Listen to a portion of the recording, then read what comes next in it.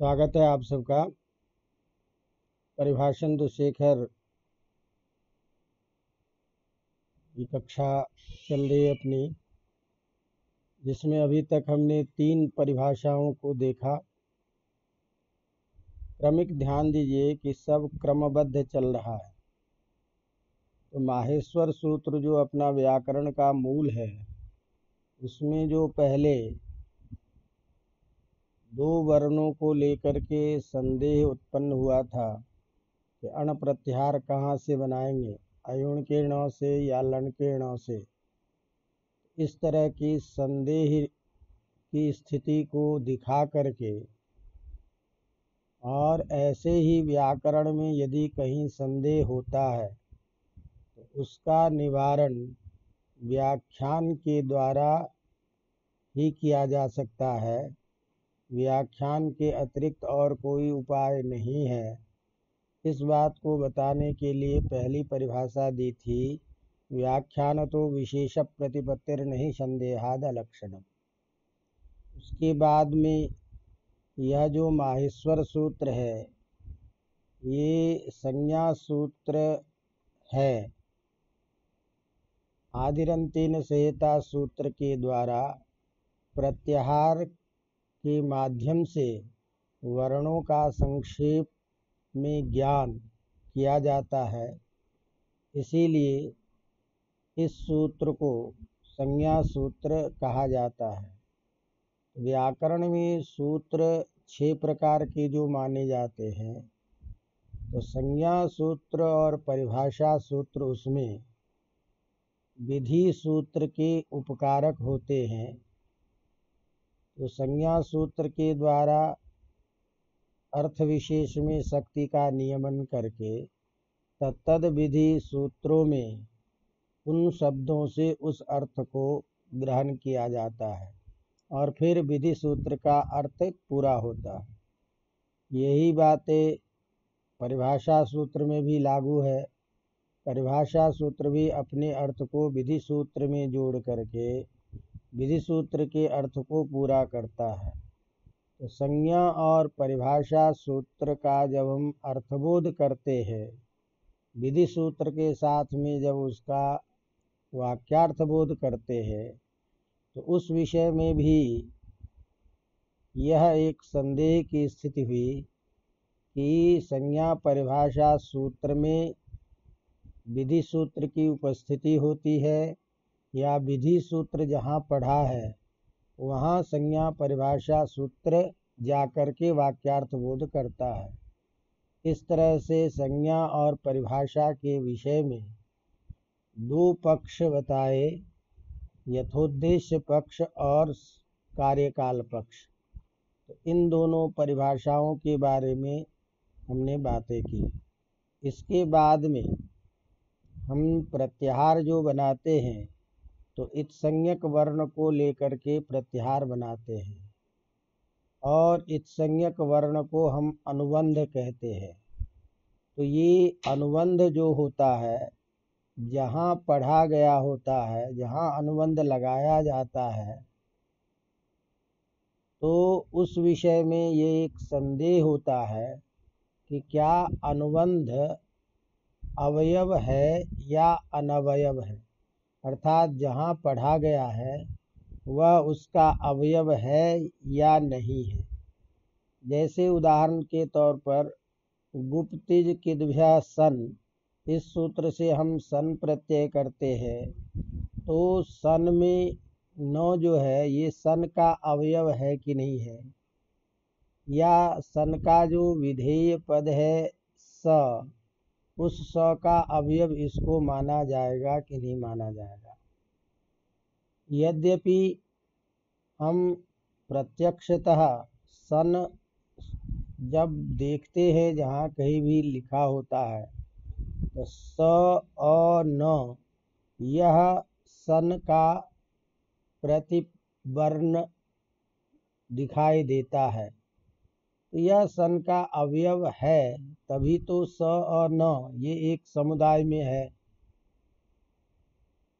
जहाँ स है, सन का स, वहाँ न नहीं है, तो वह उसका अवयव नहीं है।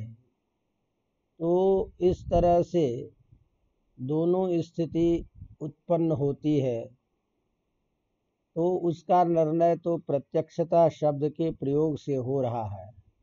इसका मतलब है कि इस प्रश्न का तात्पर्य है कि अनुबंध में बोधकता है कि नहीं है। अनुबंध उस अवयव का बोधक रूप में अवयव स्वीकार किया जाता है कि नहीं है। तो अनुबंध बोधका वयवाह भवन्ति न वा, अर्थात सन में बोधकता है या स में बोधकता है, तो बोधक अवयवत्वेन अनुबंध माना जाता है कि नहीं माना जाता है, ये मूल तात्पर्य है। अवगतम। तो सन प्रत्यय में जो अर्थबोधकता है वो अवयव घटित जो सन है इस न के साथ में है या स मात्र में है। तो इसीलिए इस बात को ध्यान में रख करके प्रश्न करते हैं कि ये जो अनुबंध होते हैं ये कैसे हैं। तो उसी को प्रस्तावना के रूप में कह रहे हैं कि इत्संज्ञका अनुबंधा, ये जो अनुबंध है इत्संज्ञक, तो इत्संज्ञकत्वम अनुबंधत्वम और इत्संज्ञा योग्यत्वम व अनुबंधत्वम, जो इत्संज्ञक है उसी को अनुबंध कहते हैं, या जिसकी इत्संज्ञा जो इत्संज्ञा के योग्य है उसको भी अनुबंध कहते हैं। तो ये जो अनुबंध है ये तेसु अर्थात जहाँ पढ़ा गया है उस बोधक सूत्र में अवयवत्व अनवयवत्व संदेह, उसमें अवयवत्व है या नहीं है। तो जहाँ जैसे सन जो है यह बोधक है, गुप्तिज किद्भ्या सन, इस सूत्र में सन बोधक प्रत्यय के रूप में पढ़ा गया है। तो इस सन में बोधक अवयव के रूप में न का ग्रहण होता है कि नहीं है। इसीलिए इस बात के संदेह की स्थिति में उठाते हुए ये परिभाषा उपस्थित कर रहे हैं। बात समझ में आई क्या कहा? कहने का मतलब ये है कि भाई अर्थबोधकता जो है सन में है या स में है। क्यों ये बातें होती है कि सन में अर्थबोधकता है तो सन उपस्थित होना चाहिए सब जगह, लेकिन विधेय स्थल जो है जहाँ हम कार्य करते हैं जुगुप्सते इत्यादि प्रयोग में, वहाँ सन नहीं हो करके स दिखाई देता है। तो ऐसी स्थिति में यदि सन में बोधकता है तो नकार उसमें अवयव जो है उस अवयव में भी बोधकता होगी, तो बोध का वयवत्व होगा सन का न। यदि केवल स में बोधकता है तो सन का न में बोध का नवयवत्व रहेगा, अर्थात न में बोधकता नहीं रहेगी। तो इसीलिए सन अवयव रूप में जहाँ है, क्या अवयवत्वेन उसका बोधक है या अवयवत्वेन बोधक नहीं है। यदि अवयवत्वेन बोधक नहीं है तो वो अनवयव माना जाएगा, और यदि बोधकत्वेन अवयव है तो अवयव पक्ष आएगा। तो दो पक्ष उपस्थित होने पर प्रथम परिभाषा दे रहे हैं कि अनुबंधाः अनेकान्ताः, अनेकान्ताः अनुबंधाः भवन्ति। अनुबंध जो होते हैं वो अनेकांत होते हैं। तो अनेकांत का मतलब है अनवयव, यानी अवयव नहीं होते हैं। अनुबंध अवयव नहीं माना जाता है। तो अवयव नहीं माना जाता है का मतलब बूझिए कि बोध का अवयव नहीं माना जाता है। अनुबंध बोध का अवयव नहीं माना जाता है। अवगतम। तो एकांत कहते हैं अवयव को, और जो एकांत न हो उसे कहेंगे अनेकांत, अर्थात अनवयव। तो अनुबंधाः अनेकान्ताः भवन्ति।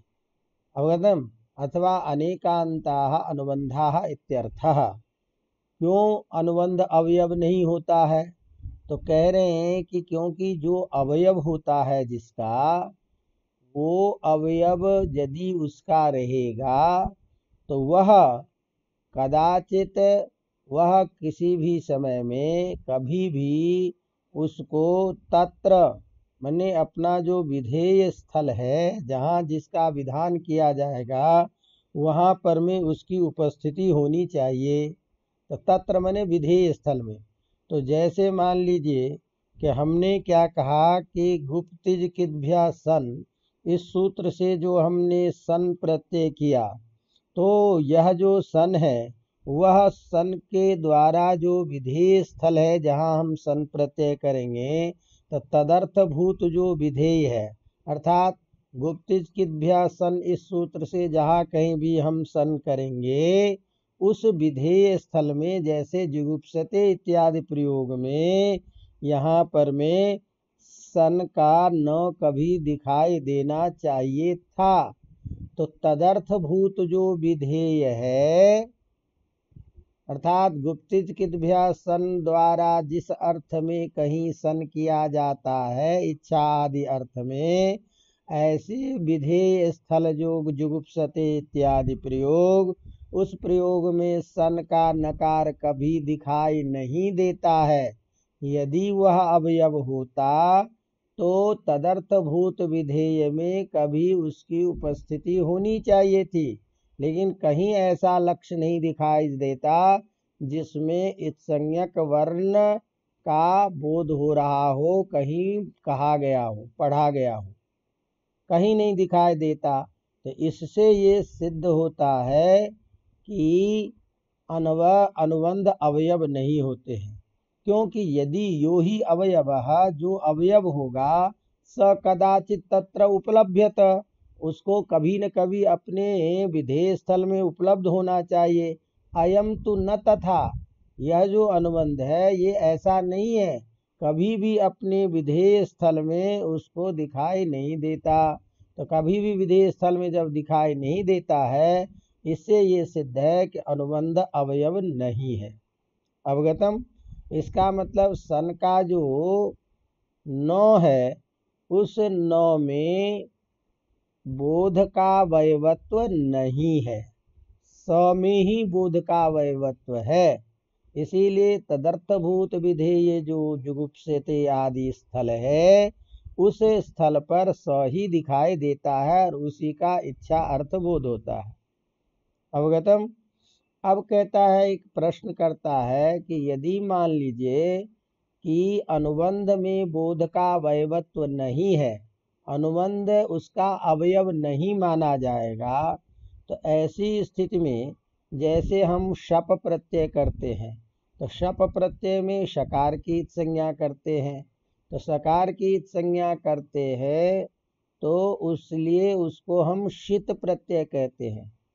तो शित प्रत्यय का अर्थ क्या करते हैं? शकारः इत्संज्ञकः यस्य, शकार है इत्संज्ञक जिसका। तो जिसका, इसका मतलब वह अवयव है किसी का, तभी तो वो उसका कहलाएगा। तो शप इत्यादि में शकार की इत्संज्ञा होती है और वहाँ सित मान करके कार्य किया जाता है। ऐसी स्थिति में यदि वह अवयव नहीं माना जाएगा तो ये जो बहुव्रीहि समास के द्वारा शकार है इत्संज्ञक जिसका, तो जिसका मतलब जिस अवयव में, जिस प्रत्यय में, जिस बोधक प्रत्यय में, वही सित का प्रत्यय कहलाएगा। इसी तरह से ककार है इत्संज्ञक जिसका, तो ककार इत्संज्ञक उसका यदि अवयव होगा तब न उस प्रत्यय को कित प्रत्यय कहेंगे। तो यदि अनुबंध अवयव नहीं होगा तो शित कित इत्यादि में जो शकार इत्संज्ञक मान करके कार्य किया जाता है, क्नु आदि प्रत्यय में ककार की इत्संज्ञा होने से कित निमित्तक जो गुण आदि का निषेध कार्य किया जाता है। अवगतम?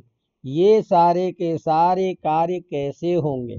ये एक प्रश्न आता है कि यदि अनुबंध अवयव न हो तो ऐसी स्थिति में शकारः अवयवः इत यस्य असौ शित, शकार है अवयव जिसका, ऐसा वह इत्संज्ञ, उसे हम शित प्रत्यय कहेंगे। तो शकार रूपी अवयव जिसमें इत्संज्ञक हो उसे शित कहा जाता है। तो यहाँ तो शकार अवयव है, इसीलिए शप को शित कहना संभव है। यदि शकार का अवयव नहीं मानेंगे तो यह शित कैसे माना जाएगा। इसी प्रकार त्रिशी गृधि ए धृषि क्षिपे कुनुः इत्यादि सूत्र में कुनु प्रत्यय को कित कैसे कहेंगे, क्योंकि कुनु प्रत्यय में ककार की संज्ञा होने से ही वह कित माना जाएगा। तो ककार यदि उसका अवयव नहीं होगा तो कित कैसे कहेंगे, और कित नहीं होगा तो क्षिपणु इत्यादि में जो कित मान करके जो गुण का निषेध होता है वो कैसे होगा, ये एक आशंका होती है। अवगतम। इस आशंका का समाधान करने के लिए कहते हैं कि कोई दिक्कत नहीं है, इसके लिए आपको अवयव मानने की जरूरत नहीं है अनुबंध को। उसी को समाधान के रूप में लिख रहे हैं कि शित कित इत्यादौ, माने शित कित इत्यादि जो प्रत्यय है जिसमें शकार इत्संज्ञक है अवयव जिसका, ककार इत्संज्ञक है अवयव जिसका, ये जो आपने अभी बहुव्रीहि समास किया है और इस समास के द्वारा अवयव का आरोप कर रहे हैं, अवयव का बोध कर रहे हैं, और इस आधार पर जो कह रहे हैं कि ये अवयव है, ये कहने की कोई जरूरत नहीं है, यहाँ कोई दिक्कत नहीं है। तो कहा कैसे फिर अर्थबोध होगा। तो कहते हैं उसमें एक काम करेंगे कि हम यहाँ इस प्रकार का अर्थ करेंगे, शकारः इत अवयवः यस्य समीपे, शकारः इत यस्य समीपे, जिसके पास में सकार इत संज्ञक है। तो शप प्रत्यय में शकार है इत संज्ञक जिसके पास में, तो जिसके पास में है तो आकार के पास में है, तो इसलिए आकार के पास में वो है ये माना जाता है, लेकिन वो उसका अवयव नहीं है। तो पास में पढ़े होने के कारण उसमें अवयवत्व का आरोप किया जाता है। अवगतम। तो समीप शब्द का प्रयोग करते हुए बहुव्रीहि समास में हम कहेंगे शकारः अवयवः इत यस्य समीपे, इस के साथ में समीप शब्द को कह करके जो उच्चरित अनुबंध है, इसीलिए समीप शब्द के द्वारा अर्थ क्या करेंगे, स्वसमीपोच्चारिते अनुबंधे स्वनिरूपित अवयवत्वम आरोप्यते। स्वसमीप, स्वपद से जिसके पास में पढ़ा रहेगा, जैसे आकार है सप में, तो आकार के पास में पढ़ा गया जो स, उसके पास में उच्चरित होने के कारण उस आकार में जो अवयवत्व है उस अवयव का आरोप उसमें कर लेते हैं। इसी तरह से क्नु निरूपित जो अवयवत्व है उसमें अवयवत्व का आरोप किया जाता है, वस्तुतः अवयव उसमें नहीं है। तो शप में भी शकार में पास, सकार के पास में पढ़े होने के कारण अवयवत्व का आरोप होता है। समझ में आ रही बात कि नहीं। इस तरह से इस बहुव्रीहि समास में शकारः इत्संज्ञकः यस्य समीपे, ककारः इत्संज्ञकः यस्य समीपे, तो कुनु के पास में जो क है वो इत्संज्ञक है, इसीलिए अवयवत्व का आरोप हो जाता है, अर्थ उस तरह से पूरा हो जाएगा, इसीलिए कित माना जाएगा और शित माना जाएगा, कहीं दिक्कत नहीं है। अवगतम। तो इसलिए शित कित इस अर्थ को स्वीकार करने के लिए जो आपने इसको अवयवत्व माना वो मानना ठीक नहीं है। तो अब निष्कर्ष क्या निकला कि शित कित इत्यादि में समीप शब्द के उच्चारण के द्वारा उसके पास में रहने के कारण उसमें अवयवत्व का आरोप किया। तो समीप में जो उच्चरित होगा वह उसका बोधक होगा, यही तो तात्पर्य निकला। अब यदि ऐसा अर्थ स्वीकार करेंगे तो समस्या एक ये आ रही है कि भूय क्षण कठ इत्यादि जो सूत्र है, इस सूत्र में क्षण, इस प्रत्यय में क्षण में णकार पढ़ा गया है, और इसी तरह से क जो है प्रत्यय के समीप में पढ़ा गया है। तो क्षण में णकार जो इत्संज्ञक है, अब अर्थ क्या कर रहे हो कि शकारः इत यस्य समीपे, इसी तरह से यहाँ अर्थ क्या होगा, णकारः इत्संज्ञकः यस्य समीपे। तो णकारः इत्संज्ञकः यस्य समीपे, इस अर्थ के करने पर जैसे छ के पास में णकार है तो क्ष में णित्व प्रयुक्त कार्य होगा, उसी तरह से पास में क प्रत्यय भी पढ़ा गया है, तो अब उस क प्रत्यय में भी णित्व प्रयुक्त कार्य होने लगेगा, क्योंकि दोनों के पास में है। तो ऐसी स्थिति में जब आपने पास अर्थ कर दिया और पास अर्थ करके अवयवत्व का आरोप किया, तो जिसके पास में रहेगा दोनों का वो अवयव माना जाएगा। तो क्षण का भी अवयव माना जाएगा, छ का भी अवयव माना जाएगा और क का भी अवयव माना जाएगा। तो अब समस्या क्या हुई कि क में प्रत्यय में भी णित्व प्रयुक्त कार्य होने लग जाएगा, और ऐसी स्थिति होगी तो ऋष्यक इत्यादि प्रयोग में णित्व प्रयुक्त जो आदि वृद्धि है वो होने लग जाएगा। तो ऋष्यक प्रयोग नहीं बन करके आर्षक इत्यादि प्रयोग गलत बनने लग जाएंगे। तो आप समीप के द्वारा शब्द को ला करके यस्य समीपे इस अर्थ के करने पर भूइ क्षण कठ इत्यादि में दिक्कत आएगी। इसका समाधान क्या होगा? अवगतम? इस बात पे कह रहे हैं कि नहीं, यहाँ भी कोई दिक्कत नहीं होगी। क्यों नहीं दिक्कत होगी? तो यहाँ पर में ण जो है क्षण का ही अवयव माना जाएगा, क प्रत्यय का अवयव नहीं माना जाएगा। इसका निर्णय हम व्याख्यान के द्वारा कर लेंगे, यहाँ कोई दिक्कत नहीं है। आप यही तो दिक्कत कर बता रहे हो, समस्या दे रहे हो कि यदि समीप शब्द को ला करके हम उसमें अवयवत्व का आरोप करेंगे तो उसके पास में जो जो पढ़ा रहेगा उसका वो अवयव हो जाएगा। तो छ का भी अवयव होगा और क का भी अवयव होगा। यही तो आपकी समस्या है। हम कह रहे हैं कि यहाँ ऐसी कोई दिक्कत नहीं है। क्यों नहीं दिक्कत है? तो इसलिए नहीं दिक्कत है कि व्याख्यान के द्वारा, क्योंकि हमने आपको प्रारंभ में ही बताया कि कहीं यदि संदेह होता है तो उस संदेह का निराकरण हम व्याख्यान से करते हैं। तो यहाँ भूइ क्षण कठ इत्यादि में ण जो है वो णित्व प्रयुक्त कार्य उसमें पूर्व छ में ही होगा, क प्रत्यय में नहीं होगा। ये हम व्याख्यान से समझेंगे। कहा कैसे व्याख्यान करेंगे? तो कहा कि यदि इस तरह से अवयवत्व इस तरह से लेकर के यदि दोनों जगह अवयवत्वेन कार्य होता तो फिर पाणिनि जी ने एक सूत्र बनाया है, क्या? टिड्ढा न द्वय सच दध नच। तो द्वय सच में भी चकार पढ़ा गया है और दधनच में भी चकार पढ़ा गया है।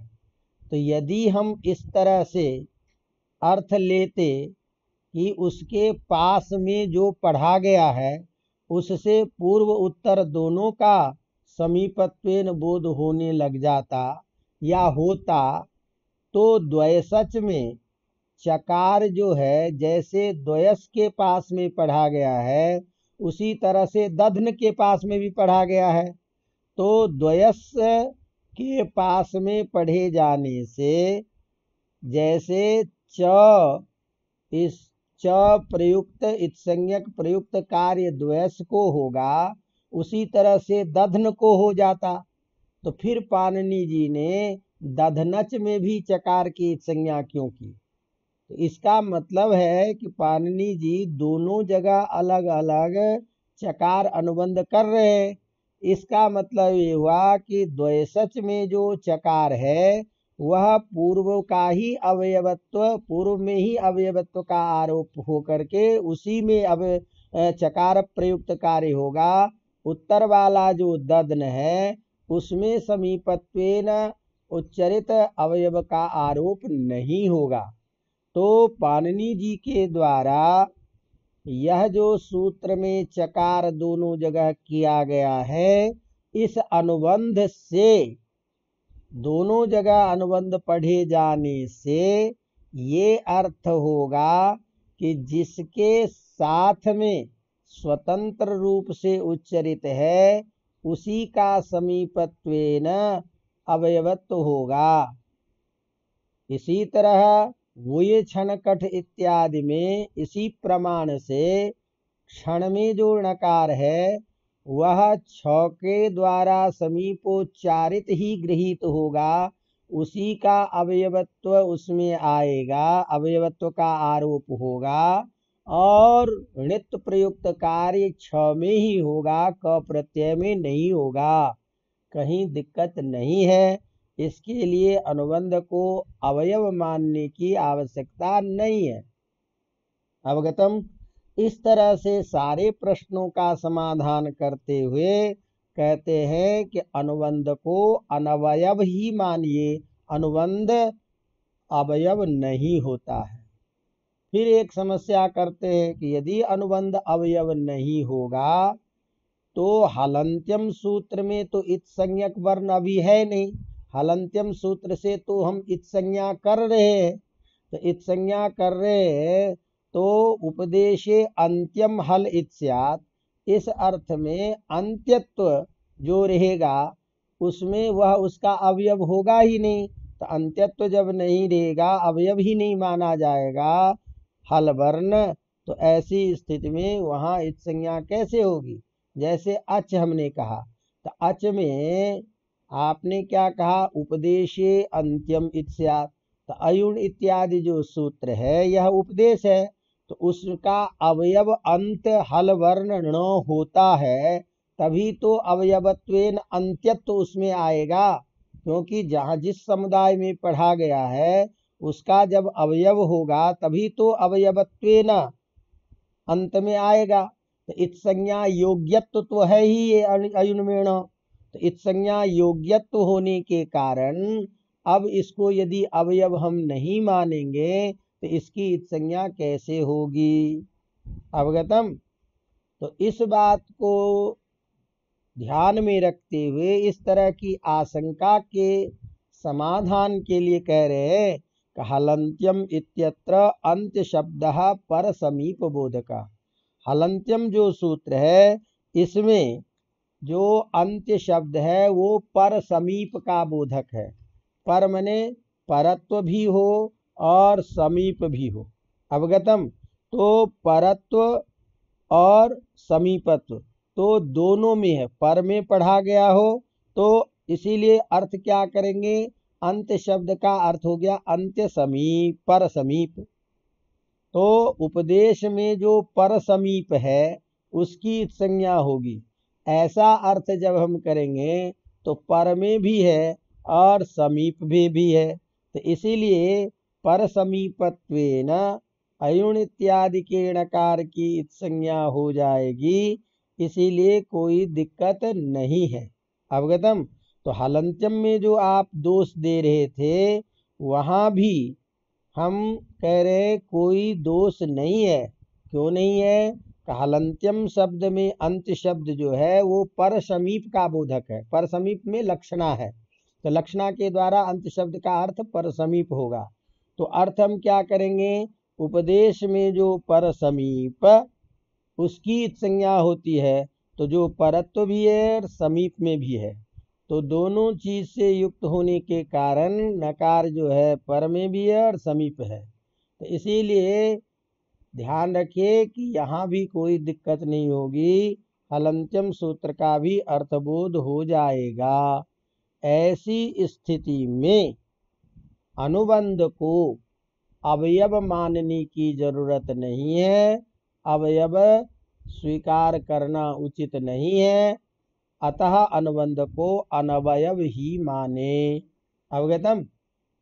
इस तरह से एक सिद्धांत दिया कि अनुबंध अनवयव होते हैं, किंतु इन सारी चीजों को देखने पर भी ये लगता है कि अनुबंध को अनवयव स्वीकार करने में अनेक चीजों की कल्पना करनी पड़ रही है। क्यों कि सन जो है, उस सन का जो बोधकत्व है उसको हटाने के लिए आपने एक तो क्या किया कि कहा कि भाई अवयवत्वेन बोध नहीं होगा। दिक्कत आई तो शकार ककार की संज्ञा सित कित प्रत्यय में समीप शब्द का उच्चारण करके अर्थबोध किया। बुई छन कठ इत्यादि में दिक्कत आने लगी तो उसको आपने उस दूसरे तरीके से प्रमाण के द्वारा स्थापित किया। इसी तरह से पर अंत्य हलंत्यम में आपको पर समीप में लक्षणा करनी पड़ी। तो ये जो सारी की सारी जो दिक्कतें आ रही है और इतना प्रयास करना पड़ रहा है, तो यदि मान लीजिए अनुबंध को अवयव स्वीकार कर ले तो कोई दिक्कत ही नहीं है कहीं। तो जब अनुबंध को अवयव स्वीकार करने पर इन सारी समस्याओं से हमें सीधे तरीके से समाधान मिल जाता है, तो अनुबंध को अवयव नहीं मानना ये गौरवपूर्ण दिखाई दे रहा है। क्यों? क्योंकि आपने अनुबंध को जब अवयव नहीं स्वीकार किया तो उसमें आपको जैसे बताया कि सित कित इत्यादि में समास करने के लिए स्वसमीप शब्द का उच्चारण करके अनुबंध में स्वनिरूपित माने स्व से संबंधित उसमें अवयवत्व का आरोप करना पड़ा। शन का नकार अवयव नहीं है तो फिर सन में विभक्ति कैसे आ गई? सन की अर्थबोधकता, क्योंकि विभक्ति तो हम सन से ही करते हैं, तो प्रथमा के वचन में सन प्रत्यय का अर्थबोध कैसे हुआ? आपको परसमीप में लक्षणा करनी पड़ी। तो ये सारी की सारी दिक्कत को ध्यान में रखते हुए सिद्धांत पक्ष उपस्थापित कर रहे हैं। वस्तुतस्तु एकांताः इत्येव न्याय्यम। तो अगली जो पांचवी परिभाषा है, इस पक्ष में वस्तुतः के द्वारा अनुबंध को एकांत ही माना गया है, अवयव ही माना गया है। अतः सिद्धांत पक्ष यही है कि अनुबंध को अवयव स्वीकार किया जाता है। तो अब जब अनुबंध को अवयव स्वीकार किया जाता है, तो पहले जो आपने कहा कि जो अवयव होता है वो तदर्थभूत विधेय में उसको उपलब्ध होना चाहिए, लेकिन कभी भी किसी भी रूप में उपलब्ध होना चाहिए। यो ही अवयव स कदाचित तत्र उपलभ्यते, वह उपलब्ध होता है अपने विधेय स्थल में, अनुबंध में ऐसा नहीं होता, दिखाई देता। ये जो बातें कही थी इसका समाधान क्या होगा? अनुबंध अवयव है तो दिखाई देना चाहिए। तो कहा कि भाई दिखाई देता है, कहाँ दिखाई देता है? बोधक स्थल में। तो सन जो है वो बोधक है। तो ऐसा कभी भी नहीं है जो किसी भी सूत्र के द्वारा जो बोधक प्रत्यय है सन आदि प्रत्यय, उसमें सन में न कभी नहीं दिखाई देता हो, ऐसा कभी नहीं होता, सब जगह दिखाई देता है, इसीलिए वो उसका अवयव है। हाँ, तदर्थभूत जो बोध्य पद है जुगुप्सते इत्यादि में स, वहां वो नहीं रहता है, तो उसका अवयव नहीं है, क्योंकि सन का अवयव तो है ही, लेकिन तदर्थभूत विधेय में वो नहीं दिखाई देता, वो अलग बात है।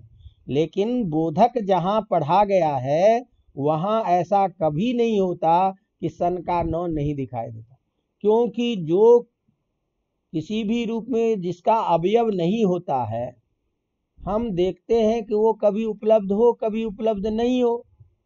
जैसे काकादिरेक जातीय संबंधे न, जैसे कौवा आदि जो है, जैसे वृक्ष आदि का अवयव नहीं है, तो वृक्ष आदि का अवयव नहीं है तो कभी वृक्ष पर दिखाई देता है, कभी वृक्ष पर नहीं दिखाई देता है, कभी घर पे दिखाई देता है। तो चूंकि वह उसका अवयव नहीं है, लेकिन वृक्ष की डाली जो है वो उसका अवयव है कि नहीं है, तो वृक्ष की डाली जो अवयव है हमेशा वृक्ष के साथ में रहता ही है। इसी तरह से जो बोधक सन प्रत्यय है उसमें हमेशा न रहता ही है, ऐसा नहीं रहता कि बोधक स्थल में नहीं रहता है, बोध्य स्थल में नहीं रहता है। अवगतम, इसीलिए उसको सन का अवयव तो मानना पड़ेगा। सन का जो न है वो बोध का वैवत्व उसमें है, बोधक रूप में उसका अवयव स्वीकार किया ही जाता है। उसी बात को लिखता है शास्त्रे तत्र उपलम्भात। शास्त्र मने सन प्रत्यय विधान करने वाला जो शास्त्र है, जैसे हमने कहा कि गुप्तिज किद्भ्या सन इत्यादि सूत्र से जो हम सन प्रत्यय करेंगे, उस शास्त्र में हमेशा वो उपलब्ध ही रहता है। अन्यत्र अनुपलब्धात, अन्यत्र दूसरे जगह उसकी उपलब्धि नहीं होती है, तो दूसरे जगह मतलब विधेय स्थल में, बोध्य स्थल में जो है उसकी उपलब्धि नहीं होती, तो उससे उसको अवयव नहीं माना जा सकता, ये बातें नहीं है। अवगतम, इसीलिए लक्ष्यभूत जो जुगुप्सते इत्यादि जो बोध्य पद है, बोध्य क्षेत्र है, उसमें भले ही उसकी उपलब्धि उपस्थिति ना हो, लेकिन तदबोधक जो शास्त्र है उसमें हमेशा उपस्थित रहता ही। अवगतम, कहा इसीलिए इसको अवयव मानना चाहिए। कहते हैं प्रमाण दे रहे हैं कि जैसे अनवयवो ही काकादिरेक जातीय संबंधेन गृह वृक्षादिषु उपलभ्यते नैवमयम्। जैसे अनुबंध जो है, जैसे कौवा आदि जो है, काक आदि जो पक्षी है, एक जातीय संबंध से, क्योंकि अपना उसका सुजातीय है, तो सुजातीय संबंध से वह क्या करता है, कभी गृह वृक्षादिषु उपलभ्यते, जो अवयव नहीं होता है, समझेंगे ना, अनवयवो ही, जो अनवयव होता है, अब उसका अवयव नहीं रहेगा, वो कभी घर पे भी दिखाई देता है और कभी गृह पे भी दिखाई देता है। तो चूंकि वह उसका अवयव नहीं है, तो अवयव नहीं होने से कोई जरूरी नहीं है कि वो वहीं पर में रहे, तो कदाचित घर पे दिखाई देता है, कभी वृक्ष पर भी रहता है। अवगतम, नैवमयम्, लेकिन अनुबंधों के बारे में ऐसा नहीं है, क्योंकि अनुबंध जब भी तद विधायक शास्त्र जब भी पढ़ा जाता है, जब भी कहा जाएगा, हमेशा उसकी उपलब्धि वहां रहती ही है। अवगतम, दूसरी बात, इसको अनुबंध को जब हम अवयव मान लेते हैं, तो बहुव्रीहि समास में जो आप समीप शब्द का प्रयोग करके समीपोच्चारित जो अनुबंध है, वह अपने से संबंधित बोध्य का अवयवत्वेन आरोप करके जो किया जाता था, उस आरोप करने की भी कोई जरूरत नहीं पड़ेगी। उसी बात को लिखते एवं ही बहुव्रीहिरपि न्यायतः एवोपन्नः, जो बहुव्रीहि स्वाभाविक रूप से होता है कि शकारः इत यस्य, ककारः इत यस्य, तो यस्य के द्वारा उसका अवयव मानने पर सीधे सीधे सित भी माना जाएगा, कित भी माना जाएगा। तो यहाँ पर मैं आपको समीपत्वेन उच्चारण करके और अवयवत्व का आरोप करने की भी जरूरत नहीं होगी। इतना ही नहीं, हलंत्यम सूत्र में जो अंत शब्द में आपने पर समीप में लक्षणा की थी, पर समीप में लक्षणा करने की जरूरत पड़ गई, उस लक्षणा की भी कोई जरूरत नहीं है।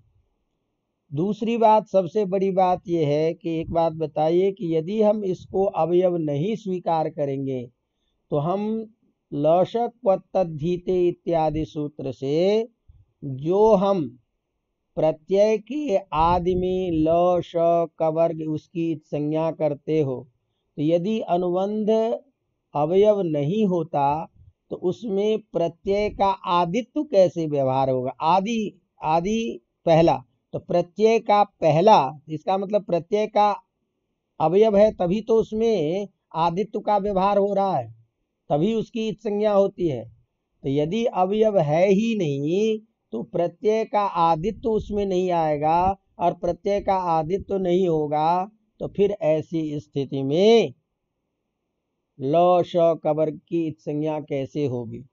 इसी तरह से आप चूटू इत्यादि सूत्र पढ़ते हो, तो चूटू इत्यादि सूत्र के द्वारा प्रत्यय के आदि में जो चवर्ग और टवर्ग उसकी इत संज्ञा होती है, तो प्रत्यय के आदि में जो चवर्ग टवर्ग की इत संज्ञा करते हो, यह चकार की और टवर्ग की इत संज्ञा भी कैसे होगी?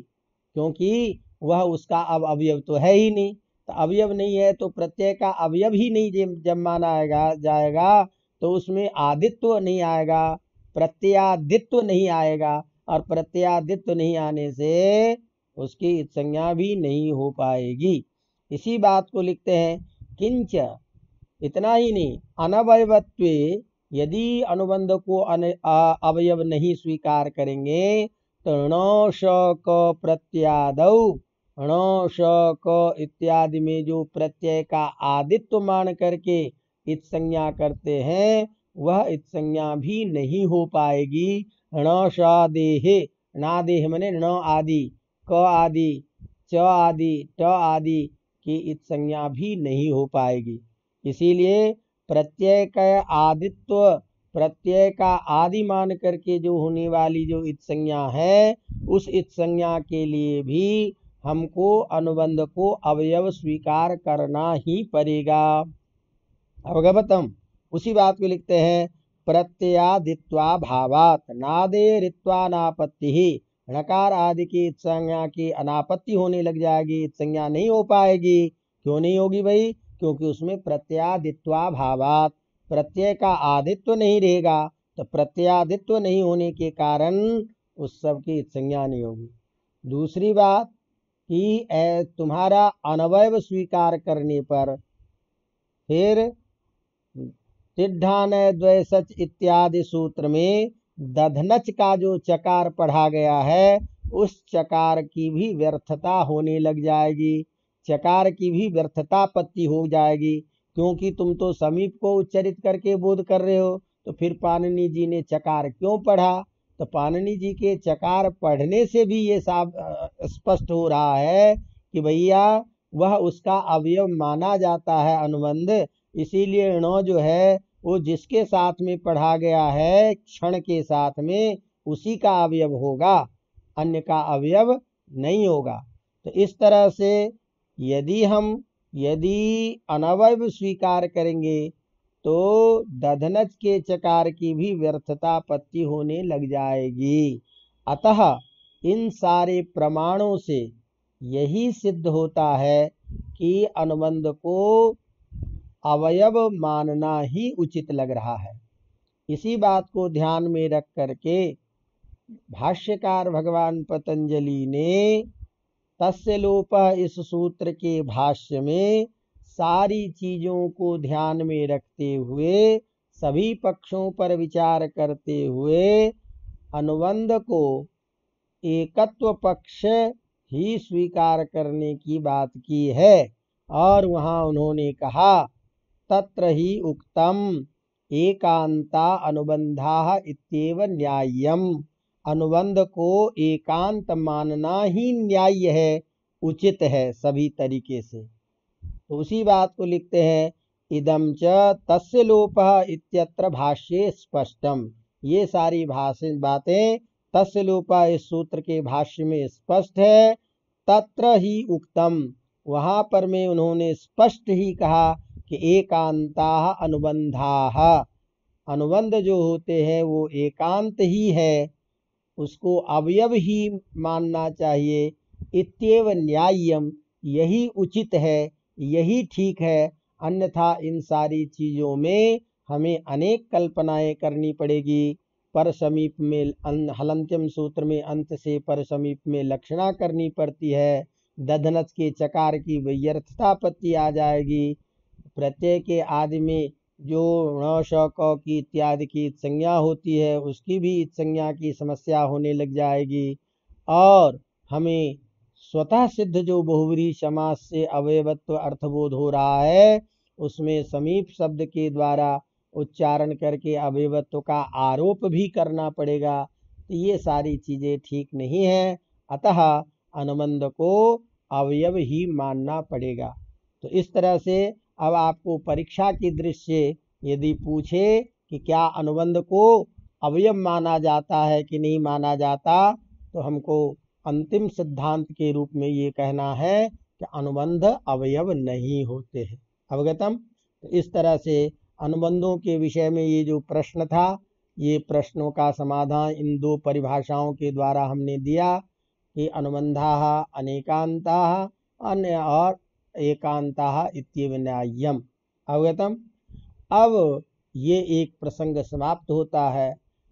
अब इसके बाद हम इसी अनुबंध को लेकर के और भी एक जिज्ञासा होती है कि क्या अनुबंध को मान करके हम अल विधि या अनल विधि जो स्वीकार करते हैं, एक से अधिक वर्ण जहाँ होता है उसको अनल विधि कहते हैं।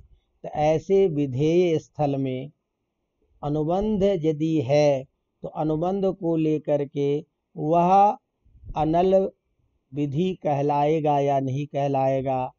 तो अल विधि अनल विधि के विचार प्रसंग में अनुबंध को लेकर के क्या मत है, इस अनुबंध को लेकर के क्या उसको अनल विधि अनेक वर्ण से वाला विधि माना जाएगा कि नहीं माना जाएगा, इस विषय में आगे जिज्ञासा होती। उस जिज्ञासा के समाधान के लिए आगे की परिभाषा आएगी जिसकी चर्चा हम आगे करेंगे।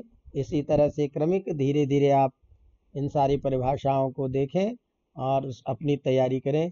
इसी के साथ हम फिर आगे आपसे बात करेंगे, आगे परिभाषाओं के साथ में उपस्थित होंगे। धन्यवाद।